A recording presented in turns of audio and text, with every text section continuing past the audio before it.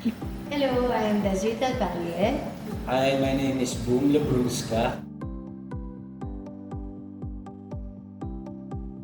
Actually, sobrang nakakatuwa kasi maganda yung area dito sa BGC.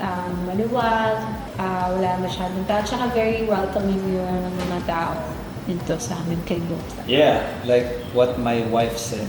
Hindi ka kakakabahan na you're inside a nice and clean facility dito sa Shinagawa and very professional about the time when you get here. You're like boom, boom, boom, boom, onto the next, onto the next, onto the next. Parang there's no more waiting kasi nga the rooms are here na. Parang you're just gonna walk, go to the other room. Yeah. Unlike if you're gonna do it nga sa... Kasi naman, di ba, after the pandemic, we all had this thing about hospitals. Parang iba yung feel lang na mag-feel mo pag nandito ka sa Shinagawa building. Parang, ayun nga, may mga TV, the lights, the ambience. Tapos it's not crowded. If it's your schedule, yung schedule mo lang talaga na yun. Yeah, So, they'll follow it. there's no more waiting.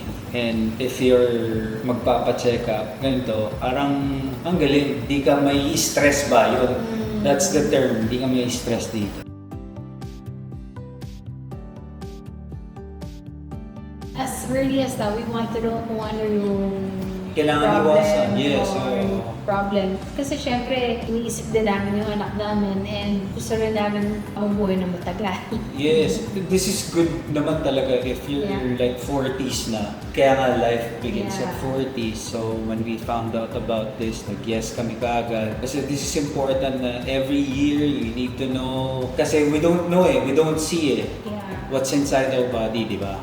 Ang nakikita lang natin are food intake. Pero what's inside, what's happening inside, hindi natin alam yan. Tsaka And- sometimes kasi wala ka na naman nararamdaman. So, Yes. baka naman meron pala, hindi mo lang alam. Yes, ito yung prevention na tinatawag and this is good for mga tao tulad natin. Just because you're in BGC, you have the facility, all you gotta do is book and go here and find out what's happening inside your body and that's important. And we only have one life and we gotta take care of it.